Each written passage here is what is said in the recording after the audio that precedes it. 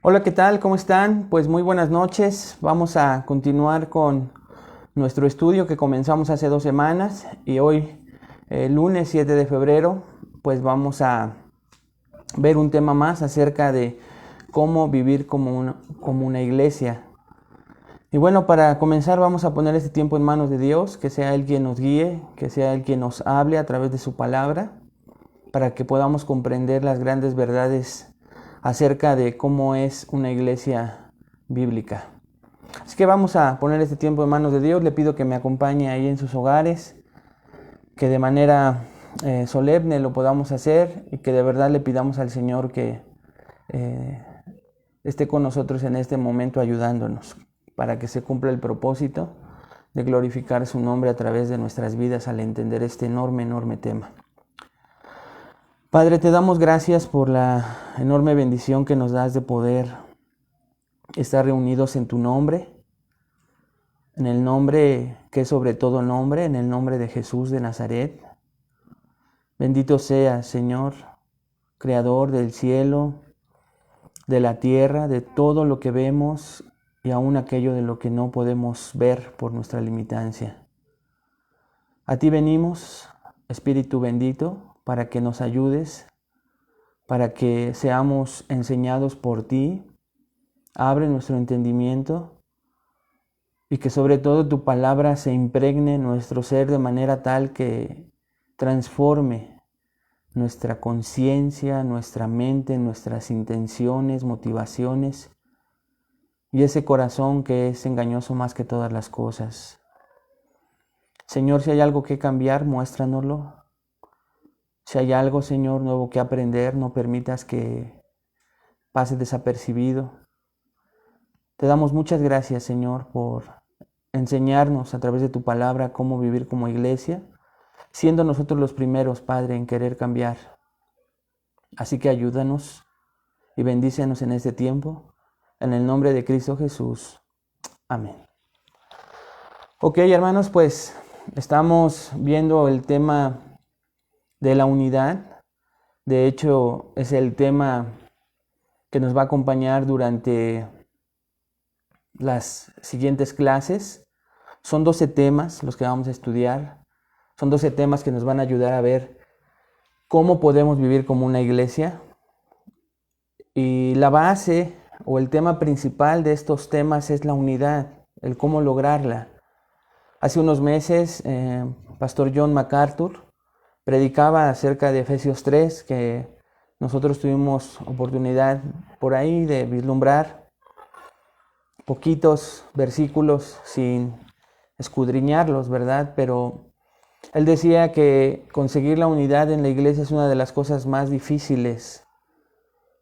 Si nosotros recuerdan, vimos 3 verdades acerca de por qué es importante un estudio, por qué es importante cuando estudiamos en su palabra el tema de la unidad en la iglesia. Vimos que era bueno, que era pertinente, que era importante. Número 1, porque pertenecemos a Dios, pero vivimos en este mundo. Número 2, porque debemos glorificar a Dios en nuestra vida como iglesia. Sí, somos personas individuales, somos individuos que fuimos salvados de manera individual, pero que inmediatamente fuimos puestos en un cuerpo local llamado iglesia, en una familia, colocados en un edificio. Todas esas ilustraciones y símbolos que utiliza la palabra de Dios para hablar de la iglesia. Pero el tercer punto de por qué es importante es porque somos pecadores. Y el pecado sigue estando en nuestra carne. Como les decía, si bien es cierto, somos salvos por gracia, tenemos la seguridad eterna de nuestra salvación, seguimos batallando con nuestra carne, con nuestros hábitos pecaminosos ahí arraigados, muchos de ellos. Y muchos de ellos son llevados también a la comunión de la iglesia. Así que entonces es difícil porque somos egoístas, porque pensamos en nosotros continuamente antes que en los demás, porque procuramos amarnos a nosotros antes de amar a los demás, porque somos juiciosos, porque antes de que se nos señale a nosotros algo, vemos la manera en cómo podemos señalar lo demás, etcétera. Es difícil. conseguir la unidad en la iglesia.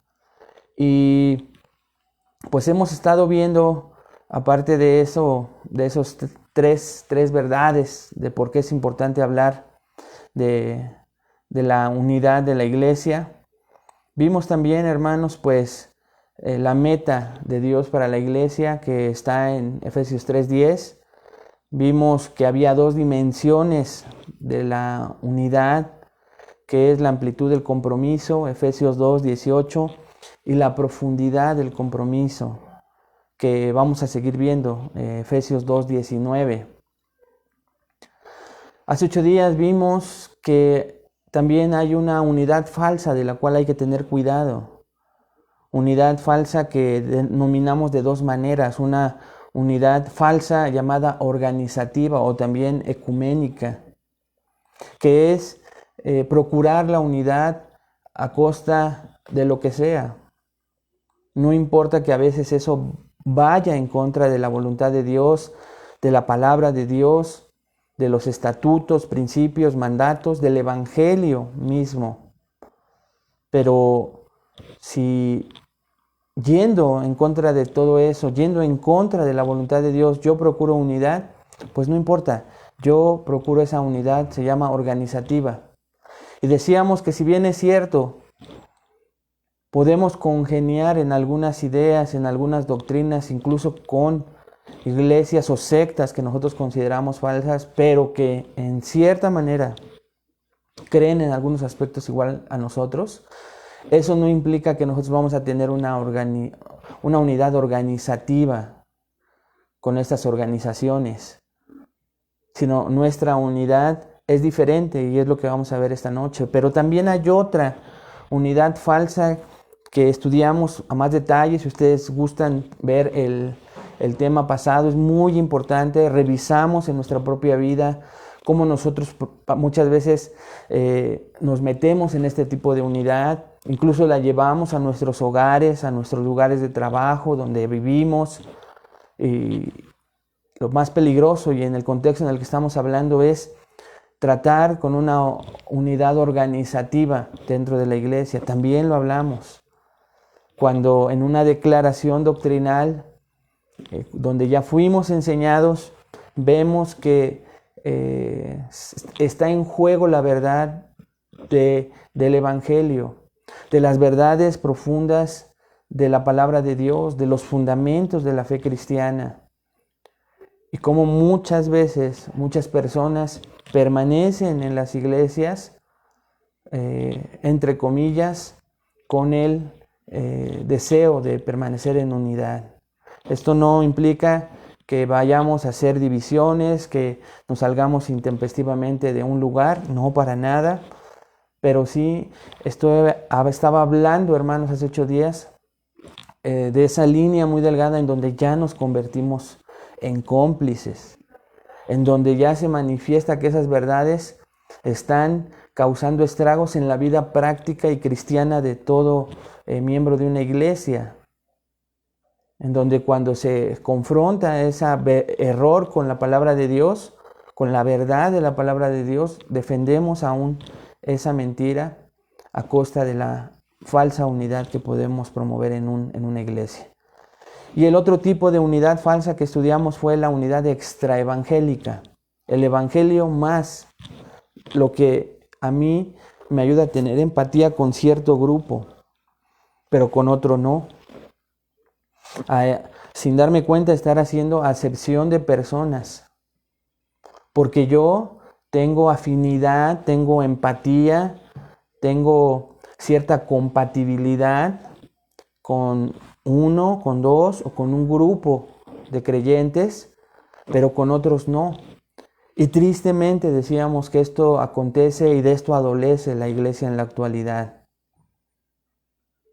Siempre hay esa barrera, siempre hay ese rechazo, a veces hasta, entre comillas, amoroso, que se le pone a las personas por su condición social, su condición física, su condición económica, su condición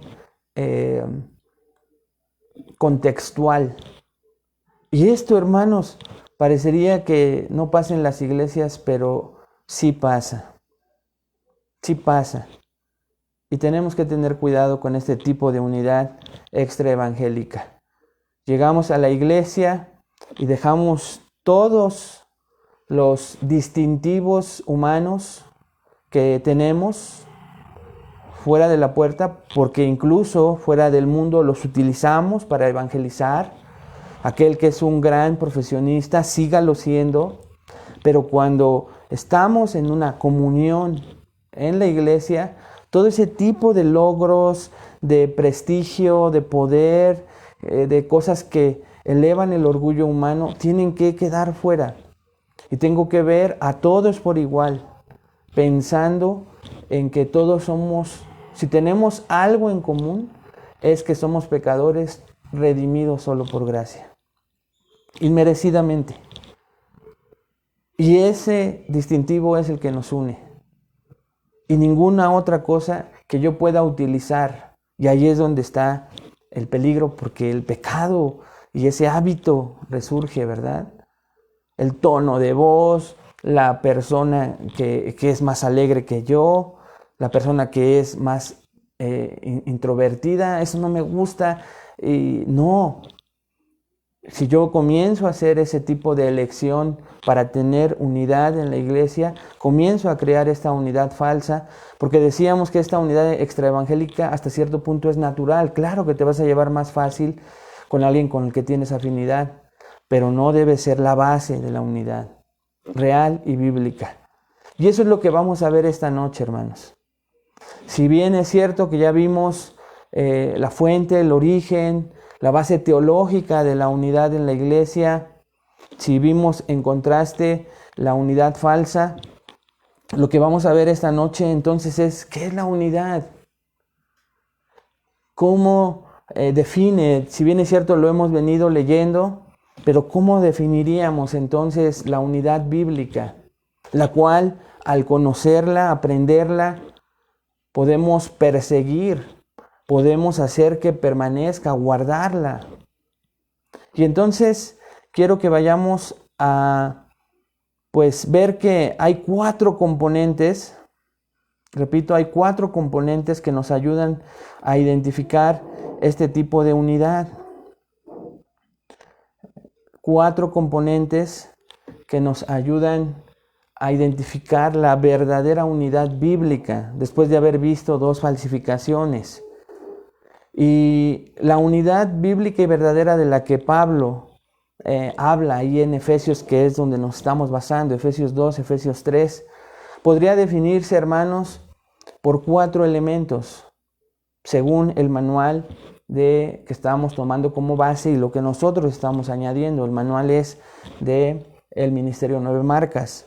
Y ellos dicen que, de acuerdo a su carta a los Efesios, podría definirse la unidad con 4 elementos. Número 1 es una acción,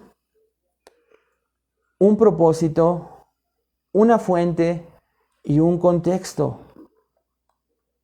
4 elementos que contiene la unidad verdadera y bíblica, que vamos a ver esta noche. 4 elementos, 4 componentes de la unidad verdadera y bíblica.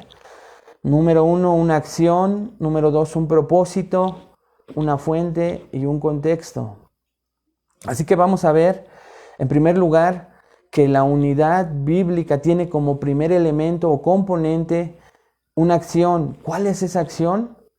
Escuche con atención. Amar. Amar.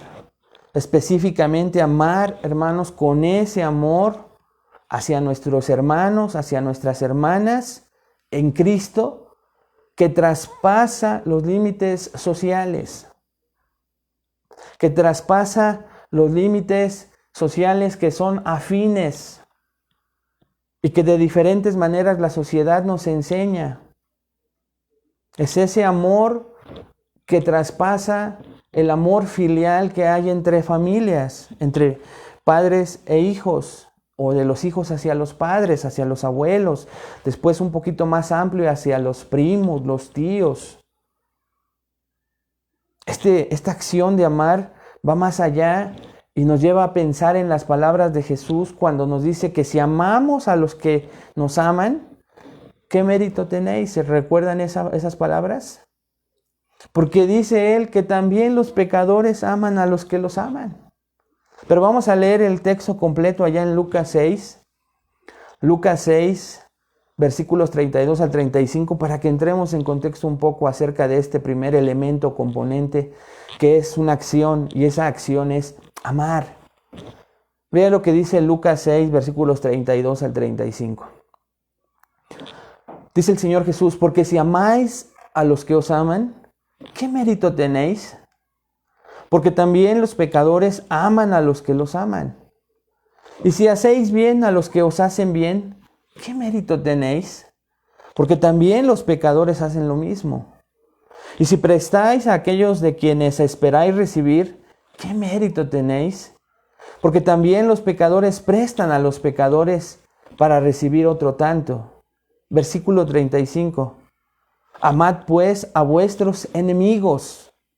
Repito, amad pues a vuestros enemigos y haced bien y prestad, no esperando de ello nada, y será vuestro galardón grande y seréis hijos del Altísimo, porque Él es benigno para con los ingratos y malos. Voy a empezar una breve descripción del último versículo, de que el ejemplo lo pone Dios. Y a este tipo de amor, cuando dice porque Él es benigno para con los ingratos y malos, se les llama gracia común. Él hace salir el bueno con los ingratos y con los malos, así como con los buenos. Dios derrama bendiciones en las personas malvadas, hermanos. Ya no solamente el sol, el aire, el alimento. Ustedes y yo somos testigos de cómo muchas veces incluso llega en nuestra carne a desconcertarnos, ¿no es cierto? ¿Cómo es que a veces les puede ir tan bien a las personas malvadas? Es esa gracia común, porque Él es benigno para con los ingratos y malos. No comprendemos el amor de Dios, pero Él nos da un mandato y nos dice que será nuestro galardón grande. Y este seréis es mostrarse, es como una fotografía, es como la calca de ser hijos del Altísimo. Fíjense nada más. Así como podemos deshonrar a nuestros padres, o pudimos haberlos deshonrado antes más en una vida sin Cristo, en donde podía señalársenos como, mira, ahí va José Luis, el borracho, el mentiroso, el hijo de don José Luis y de doña Lourdes, ¿no? Por ejemplo. Esa era una manera de deshonrar. Pero cuando nosotros amamos a nuestros enemigos, les hacemos bien e incluso les prestamos, les proporcionamos algo, no esperando de ello nada, dice, vuestro galardón en el cielo será grande. Y muchas veces, hermanos, con bendiciones aquí en la tierra. Pero no lo hacemos por esas bendiciones, ni por ese galardón, sino que es algo natural. Pero dice que también seréis, es como seréis llamados hijos del Altísimo. Te pregunto esta noche, ¿es ese sello el que distingue? Porque amar a quienes están cerca de ti en este momento, en casa, o los que van a llegar, están prontos por llegar, el que te da gusto cuando tocan la puerta, pues dice que no hay mérito, que eso también lo hacen los pecadores. Pero a nosotros se nos llama a amar a nuestros enemigos, aquellos difíciles. Y enemigos no simple y sencillamente porque tengamos un conflicto no resuelto, hermanos, sino enemigos se refiere a esta parte de que me son difíciles por algo que a mi carne, a mi gusto, a mis pensamientos no me es grato. Y ese es el mandato que da Jesús, porque si no, nos hacemos igual que los demás y no hay distinción. Y hoy, hermanos, esta acción de amar se queda solo en palabras en la iglesia. Y entonces no se da ese primer ingrediente, ese primer elemento para crear una unidad bíblica y verdadera. Porque es bien fácil amar con las palabras. Amar de momento. Yo conozco a personas tan elocuentes, tan fáciles de palabra, para que en el momento en que te ven, te demuestran un amor con sus palabras, incluso con el afecto físico en el momento, pero que después de eso no ves ese amor en acciones. Y la Escritura nos da varias alertas, pero creo que hay un versículo en particular que nos dice que no amemos de palabra, sino de hecho y en verdad. Y ahí es donde se queda corta la iglesia para cumplir con este primer elemento, que es una acción, y es la acción de amar. Cuando el amor se queda solo en palabras, la iglesia está llena de personas que dicen: Dios te bendiga, qué gusto verte, te amo en el amor de Cristo. Y en otras frases que se han convertido en clichés, pero que no son evidentes, hermanos, en acciones. Primera de Corintios 13, ustedes muchos lo saben. Toda esa lista de lo que significa el amor es sufrido, es benigno, etcétera, etcétera, etcétera, son verbos, son acciones. Y ahí es donde muchas veces nos quedamos cortos. Así que tenemos que tener cuidado. Si tú esta noche, junto conmigo, juntos estamos aprendiendo cómo crear, ¿verdad?, en nuestro corazón en un concepto correcto de lo que significa la unidad verdadera, la unidad bíblica para vivir como iglesia, y este componente te puede ayudar en tu casa. ¿Cuántas veces le puedes decir a tu cónyuge te amo, pero no se nota en acciones? Y el cónyuge dice, pues sí me gusta que me digas, ¿verdad? Los hijos, pero me gustaría más que me lo demostraras. Hasta son palabras coloquiales, dichos que ahí están. Que tenemos que tener cuidado y revisemos esta noche cuánto de esa acción para crear unidad bíblica y verdadera en tu corazón son palabras, son deseos, son intenciones que no se convierten en acciones. Aquí como primer elemento tenemos una acción, y esa acción es amar, hermanos. ¿Estás amando en acción, en hecho, en verdad? Porque si no es así, podrías estar corriendo el riesgo de estar teniendo una unidad falsa, extrabíblica, organizativa, llena de falsedad, de hipocresía, que no tiene nada que ver con la unidad que la Biblia nos está hablando y estamos viendo. Revisa en tu corazón esta noche. Número 2. Dijimos entonces que son 4 elementos, una acción, ahora es un propósito, y ese propósito, ¿qué propósito tiene la unidad verdadera?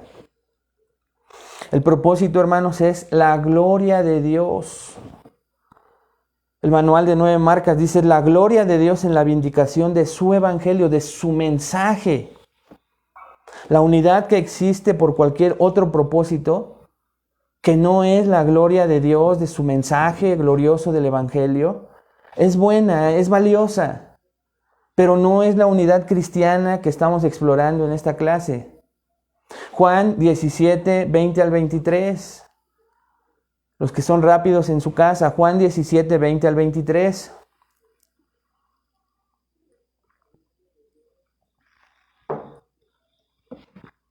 Tenemos que tener entonces, hermanos, como propósito la gloria de Dios.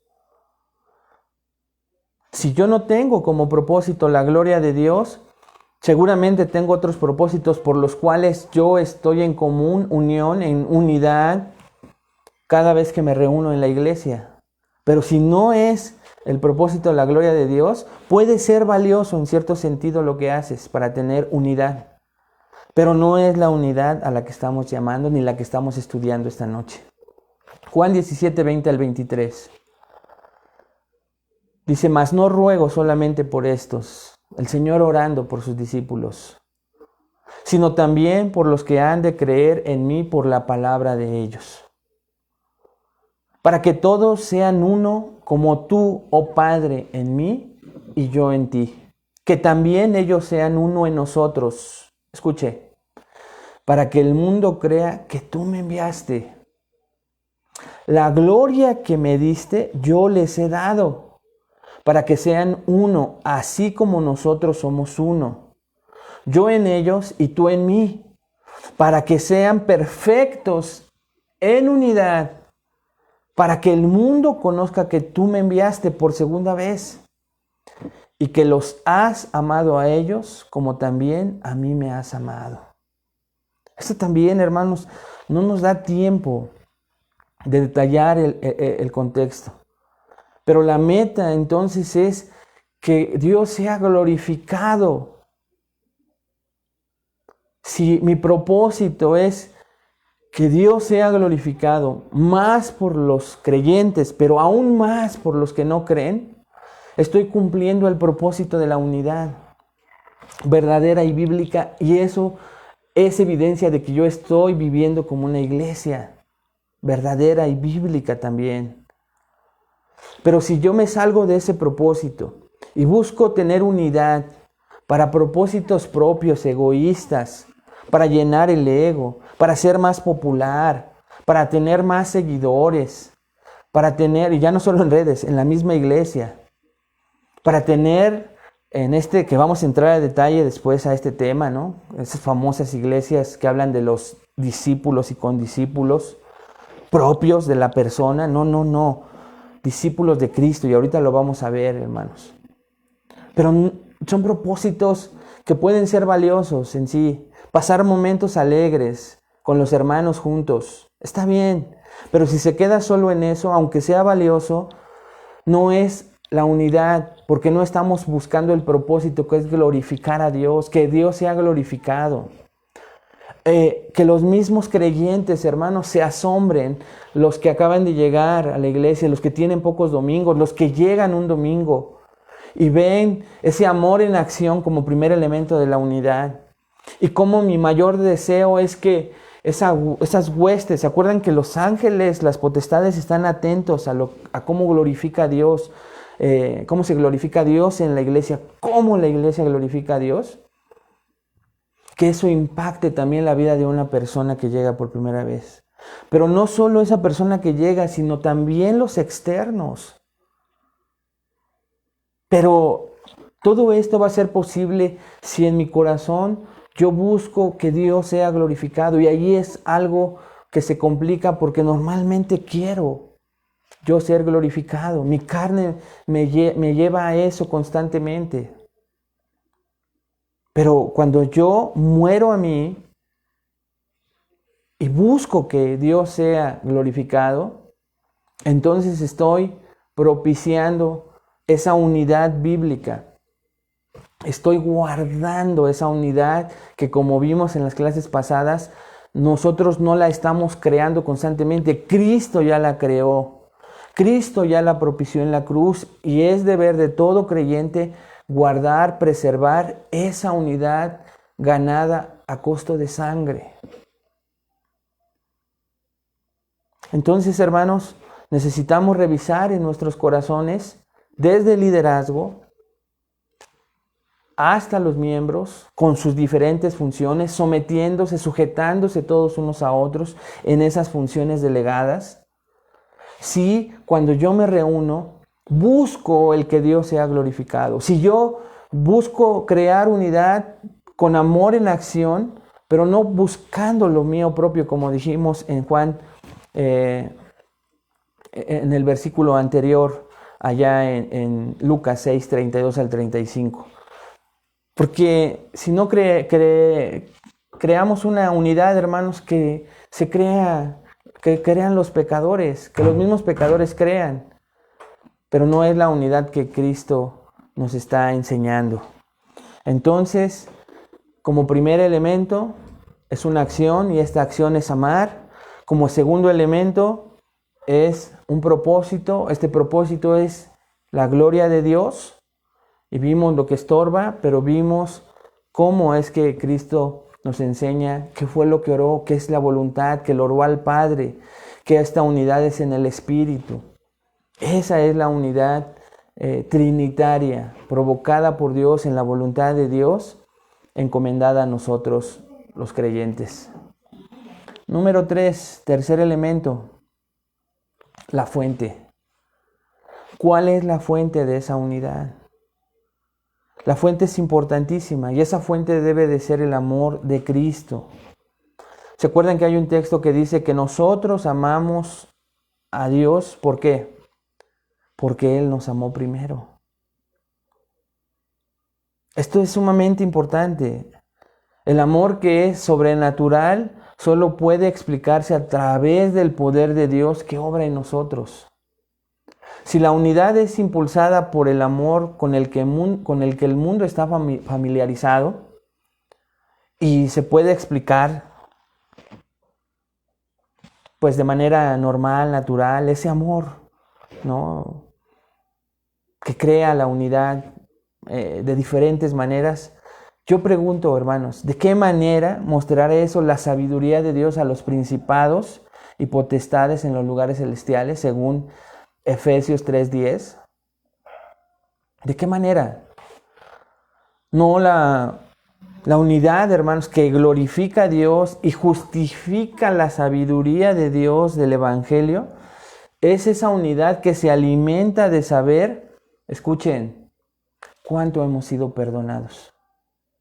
Repito, la unidad que glorifica a Dios y justifica la sabiduría del Evangelio, que se manifiesta a través de una acción que es amar, es esa unidad que se alimenta, que tiene su fuente en saber cuánto hemos sido perdonados en Cristo. Quiero que recuerdes las palabras de Jesús en Lucas 7. Lucas 7, versículos 40 al 7. Lucas 7, versículos 40 al 47. Dice Jesús, entonces respondiendo Jesús, y te recuerdo un poco el contexto, lo invita a un fariseo a su casa. Y entonces el fariseo se da cuenta, me imagino que junto con quienes acompañaban a Jesús, al fariseo, que entra una mujer y que esta mujer cuando entra tiene un perfume en un alabastro, lo rocía en los pies de Jesús, está enjugando sus pies, está llorando esta mujer. Y entonces el fariseo piensa y dice, si él supiera quién es esta mujer, como si Jesús no supiera, ¿verdad, hermanos? Pero Jesús, dándose cuenta, Jesús conociendo los pensamientos de este fariseo, llega al versículo 40 y escuche lo que sigue de la historia. Entonces respondiendo Jesús le dijo, Simón, una cosa tengo que decirte. Y él le dijo, di, maestro. Un acreedor tenía 2 deudores. El uno le debía 500 denarios y el otro 50. Y no teniendo ellos con qué pagar, perdonó a ambos. Di pues, ¿cuál de ellos le amará más? Respondiendo Simón, dijo, pienso que aquel a quien perdonó más. Y él le dijo, rectamente has juzgado. Y vuelto a la mujer, dijo a Simón, ¿ves a esta mujer? Entré en tu casa y no me diste agua para mis pies. Mas ésta ha regado mis pies con lágrimas y los ha enjugado con sus cabellos. No me diste beso, mas ésta, desde que entré, no ha cesado de besar mis pies. No ungiste mi cabeza con aceite, mas ésta ha ungido con perfume mis pies. Por lo cual te digo que sus muchos pecados le son perdonados, porque amó mucho. Mas aquel a quien se le perdona poco, poco ama. Solo al terminar el texto te pregunto esta noche, hermanos, a ti, en lo particular, ¿cuánto amas? ¿Cuánto se te ha perdonado? ¿Se te ha perdonado poco? Y a veces aquí es cuando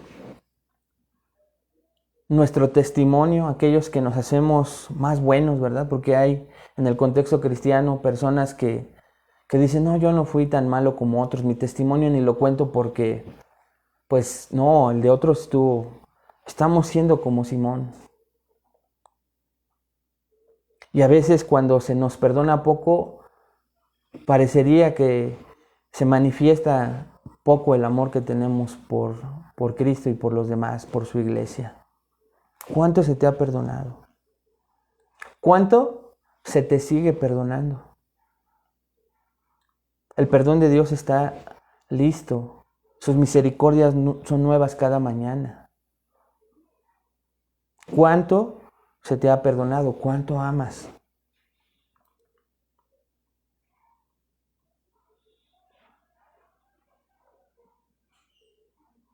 Si en cualquier momento, hermanos, esta clase solo se convirtiera en una lista de cosas por hacer, cosas que sabes deberías de hacer y probablemente puedes hacer si trabajas arduamente, pues vamos en una dirección equivocada. La unidad, la verdadera unidad, la que nos interesa enseñarte, es esa unidad sobrenatural que tiene en su fuente un profundo entendimiento de lo mucho que hemos sido perdonados, de lo mucho que Dios nos ha perdonado.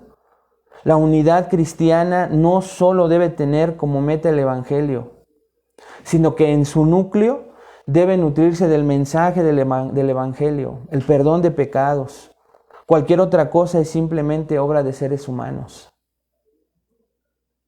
Valiosa, con buenas intenciones, con ciertos beneficios, ciertos alcances. Pero cuando la fuente no es ese amor con el cual fuimos perdonados, con el cual, hermanos, manifestamos un agradecimiento eterno y profundo a nuestro Salvador, entonces no vamos a poder crear la unidad bíblica sin ese tercer componente, que es la fuente, que es el amor de Cristo por mí.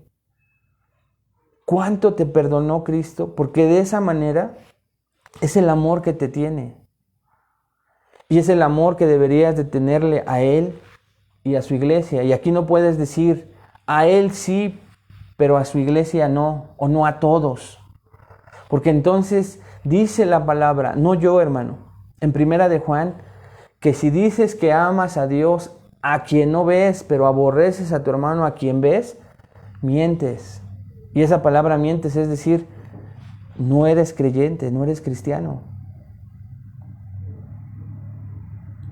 Porque el entender y comprender cuánto me perdonó a mí el Señor, cuánto me perdonó, se manifiesta en el amor de agradecimiento como esta mujer. Simón se creía más limpio, menos pecador. Por eso es que sus acciones eran diferentes a lo que esta mujer pecadora, sintiéndose perdonada por la gracia de Dios, frente al Salvador, se abrazó de Él. Y su amor no solo fue de palabra. La unión que tenía con Cristo física y espiritualmente ahí era manifiesta en una unidad provocada por el perdón de Cristo a la mujer. Y se confirmó con las últimas palabras.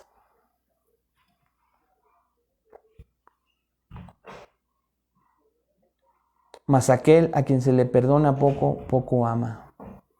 Termina el relato diciendo y manifestándole que sus pecados son perdonados. Primer componente, entonces, una acción que es amar. Un propósito, hermano, que es la gloria de Dios. En segundo lugar. En tercer lugar, una fuente que es el amor de Cristo. Y ahora en cuarto lugar, el cuarto componente para la unidad bíblica de la cual la palabra de Dios nos habla, es un contexto. Y aquí voy a completar algo que dije al final en este último tercer punto. Y este es un amor, hermanos, que si bien no se limita a la iglesia local, trabaja de manera más práctica en ese contexto. Es un contexto de iglesia local. Quiero ir rápidamente, hermanos, a Efesios, solo para comentarte algo, pues parece a veces desapercibido cuando estamos estudiando expositivamente esta carta de Pablo a los Efesios. Pero si tú recuerdas, la carta se divide de dos maneras, en dos partes. Una es teología, enseñanza, capítulos 1 al 3, y de los capítulos 4 al 6, de manera más específica, es cómo pongo en práctica lo que sé o lo que aprendí en los primeros 3 capítulos. Ya conocí la doctrina, ahora cómo practico esa doctrina, cómo se ve evidente que entendí esa doctrina. Y todo es práctica en los capítulos 4 al 6. Pero quiero que todos noten esta noche que cuando comenzamos el capítulo 4, si tú ves el subtítulo que tiene la versión Reina Valera, dice la unidad del Espíritu. Así que Pablo va a hablar ahora de una manera práctica de la unidad, ya no teología, la teología de la unidad, Efesios 2 y 3, o desde el 1, cuando creó la iglesia, sino ahora, hermanos, ¿cómo pongo en práctica? ¿En dónde pongo en práctica esa unidad? Y quiero, hermanos, que vean lo que dicen los primeros versículos. Dice Pablo, Efesios 4:1, yo pues preso en el Señor, os ruego que andéis como es digno de la vocación con que fuisteis llamados, con toda humildad y mansedumbre, soportándoos con paciencia los unos a los otros en amor, solícitos en guardar la unidad del Espíritu en el vínculo de la paz, un cuerpo y un espíritu como fuiste también llamados, en una misma esperanza de vuestra vocación, un Señor, una fe, un bautismo, un Dios y Padre de todos, el cual es sobre todos y por todos y en todos. Lo que quiero que notes, hermano, es que el primer llamado, exhortación de Pablo a los Efesios, a la iglesia, a los santos, a los creyentes y también a nosotros hoy en día, es aguardar el vínculo de la paz del Espíritu que creó Dios, como ya lo enseñó, aguardar, solícitos en guardar la unidad del Espíritu en el vínculo de la paz, es en el contexto de la iglesia local. Tú dices, no, es que mi primera iglesia es mi familia. Y sí, hermanos, en un contexto diferente estoy hablando esto. Para Pablo, o Dios a través de Pablo, para Dios era importante en el contexto a que le está escribiendo a esta carta, a esta iglesia en Éfeso, guardar la unidad del Espíritu en el vínculo de la paz en la iglesia como prioridad, no en un orden jerárquico o de importancia, pero en su soberanía Dios vio la importancia de manifestar la unidad en la iglesia y después la unidad en el hogar, cuando en el capítulo 5 empieza a hablar de la familia. Maridos, amad a vuestras mujeres, mujeres estén sujetas, hijos, y después hasta el trabajo. Pero, hermanos, si te das cuenta, para Dios es importantísimo, es vital que el contexto de esta unidad, si bien no se limita a una iglesia local, no, para nada, trabaja de manera más práctica en este contexto. ¿Por qué? Porque, repetimos, en la familia siempre hay un sentimiento diferente de cercanía, de un amor natural hasta cierto punto, entre cónyuges, entre padres e hijos, entre familiares cosanguíneos, incluso hasta en otros contextos. Pero Pablo se da cuenta de que en la iglesia que va a manifestar la evidencia como testimonio para que se sepa que son discípulos de Jesús, esa evidencia del Evangelio en la vida de los creyentes que va a servir como un testimonio de que los demás piensen, ¿cómo se tratan estos? ¿Cómo el que está vestido de tal manera con el que no está vestido, porque eso lo ve un incrédulo? Esas diferencias sí las ve un incrédulo. Dice, se pueden hablar como si nada. ¿Cómo el que es de un color con el que es de otro color? ¿Cómo el que se ve que habla tan elocuentemente con el que apenas es tímido? ¿Cómo pueden estar tan unidos? Eso llama la atención. Y entonces, hermanos, el contexto primordial donde de verdad nos probamos si nuestra unidad es bíblica y verdadera es en el contexto de la iglesia. Por eso es que es sumamente triste ver que haya personas que de lo que más se quieren alejar es de la iglesia y de la comunión entre creyentes. Es difícil creer que hay una evidencia de nuevo nacimiento muchas veces en ese tipo de personas. Porque la Biblia contradice ese tipo de pensamiento, de decir Cristo sí, iglesia no. Comunión con Cristo sí, porque no lo veo, porque no me dice, porque no me exhorta, porque no me juzga, porque no me critica, cuando a veces la palabra de Dios es durísima. Pero el contacto físico es el que queremos evitar, ese compromiso mutuo. Y entonces es más fácil irme a sentar a un auditorio de cientos o tal vez hasta miles de personas en donde no hay ese tipo de cosas. En donde tal vez hasta siento, ¿verdad?, esa unidad falsa, porque entre el ambiente, las pantallas, las luces, la música, para Dios y para Cristo, volteo a ver al de al lado y si me motivan, voltea y saluda a tu hermano que tienes al lado derecho, pues lo saludas sin ningún tipo de problema y hasta sientes bonito. Pero ese es un tipo de unidad organizativa falsa, como vimos, o incluso extrabíblica, porque no hay un compromiso mutuo. Pero cuando empiezas a conocer a esa persona, a veces, hermanos, aún en esos contextos, estás bien emocionado, estás cantando. A mí me tocó estar en ese tipo de iglesias. Te dicen voltea y saluda al que está al lado, lo saludas y el otro está con su cara de enojado, triste, tal vez apesadumbrado.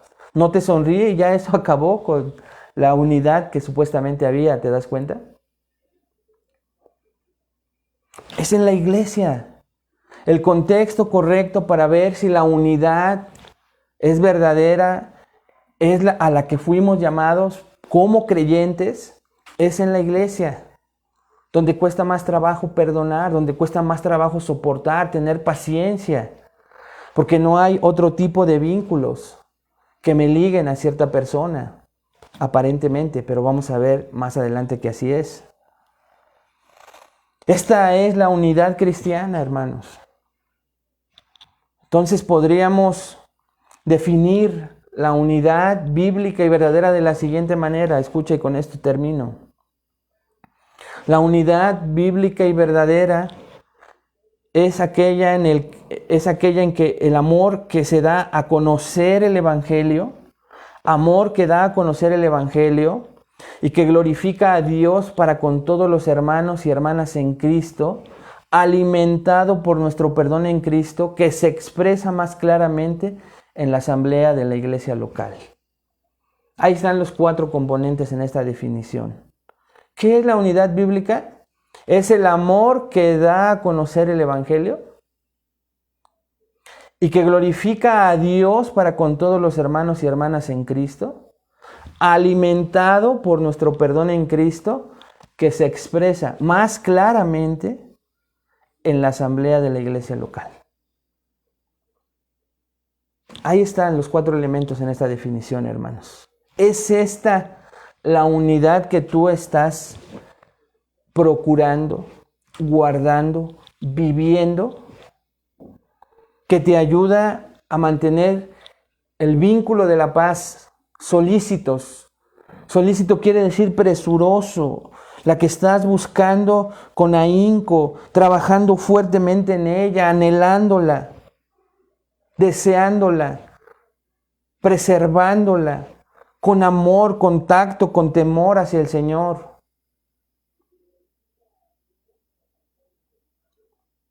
Es esa la unidad cristiana que tú estás practicando. De verdad, hermano. ¿No te das cuenta que es difícil? Que caemos en el error de manifestar un amor de labios y poco de acción. Así no es. Hoy le voy a hablar mejor a esta persona porque necesito de esa persona esto. Hoy, bueno, porque tengo que llevarme bien, voy a contestar, voy a llevarme bien, voy a procurar ser sonriente.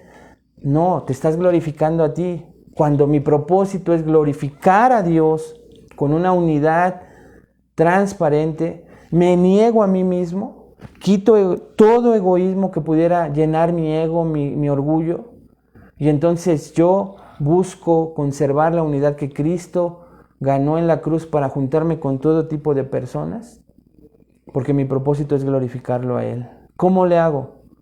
Perdonando continuamente, recordando que se me perdonó mucho y que porque se me perdonó mucho yo amo mucho a Dios y a mis hermanos. Yo no puedo pensar que se me perdonó poco. En el momento que considere que se me perdonó poco, aunque en comparación a otros pudiera ser real por su vida, por su estilo de vida, con un solo pecado que hubiese roto de la ley, te irías al infierno al igual que esta persona. Pero no fue así, hermanos. No hay uno solo bueno, dice la Escritura. Y todos no solamente fallamos en el pasado, seguimos fallando.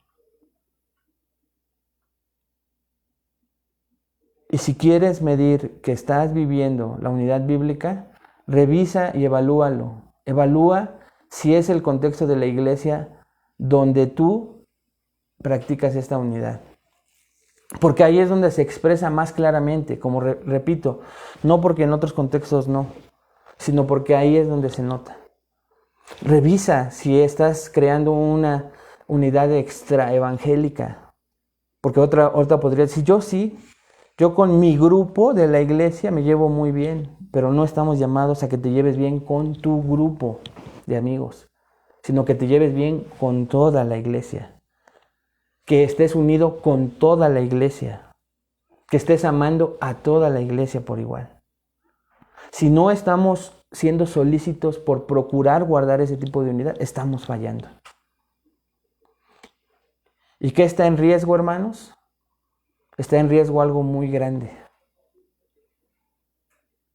Y hay riesgos de perder algo muy importante y también de perder ciertos beneficios que vamos a ver la semana que viene. ¿Qué está en riesgo si yo no estoy procurando esta unidad? La semana que viene lo vamos a ver. ¿Qué beneficios me pierdo? Porque hay beneficios de la unidad. Lo vamos a ver la semana que viene, ¿te parece? Pero ahorita revisemos, a la luz de estos 4 elementos, cuánto estoy viviendo yo a la luz de ellos. De verdad, siendo honestos delante de Dios. Y si no, aprovechemos este momento para pedirle que nos ayude a través de su Espíritu Santo durante estos días a examinarnos. Para que el domingo, o si te ves tú en tu grupo, en tu iglesia entre semana, aunque sea en línea, procures este tipo de unidad. Hermanos, procuremos este tipo de unidad. Practiquemos este tipo de unidad. Pero no esperes que los demás la practiquen. A veces pensamos que esta es responsabilidad del liderazgo y hermanos, no es así. No es responsabilidad solo del liderazgo. ¿Recuerdas la regla de oro? Que dice que trates a los demás como quieras que te traten. Así que si tú quieres o pensaste que siempre es responsabilidad de las demás personas que te traten a ti de esa manera para que tú los trates, no estás creando la unidad bíblica, no estás viviendo la unidad bíblica a la que tú fuiste llamado a tú guardar, tú preservar, porque Cristo la ganó en la cruz por ti, para que tú la preserves. No para que el otro la preserve y tú seas el objeto de esa unidad. Y entonces de ahí tú midas si es verdadera, si no, si se ganó él, que tú también puedas crear unidad, preservar unidad. No, eso es pecaminoso. Estamos llamados a nosotros a hacer lo que nos gustaría que nos hicieran. Revisa en tu corazón y que sea el Espíritu Santo quien nos ayude. Padre, te damos gracias por esta noche. Gracias, Señor, por revisar a la luz de tu palabra estos 4 elementos, componentes de la unidad de la cual tú hablas en tu bendita palabra. Ayúdanos a revisarlos, Señor, y ver si son una realidad en nuestra vida, en nuestro corazón. Y si no es así, permítenos, Señor, ver en tu palabra y confesar a la luz de tu palabra lo que tú dices en donde estamos fallando, en donde estamos yendo en contra de tu voluntad, de tus mandatos. Y que procures, Espíritu Santo, llevarnos a un arrepentimiento genuino, a fin de que podamos, Señor, en cuanto tengamos oportunidad y contacto con la iglesia, tener la oportunidad de crear, Señor, en nuestro corazón, a través de lo que nos has enseñado, el guardar la unidad en el vínculo de la paz a la cual fuimos llamados. Te lo pedimos en el nombre de Cristo Jesús. Amén. Amén, hermanos, pues que Dios les bendiga. Les mandamos un saludo a toda la familia y nos vemos la próxima semana.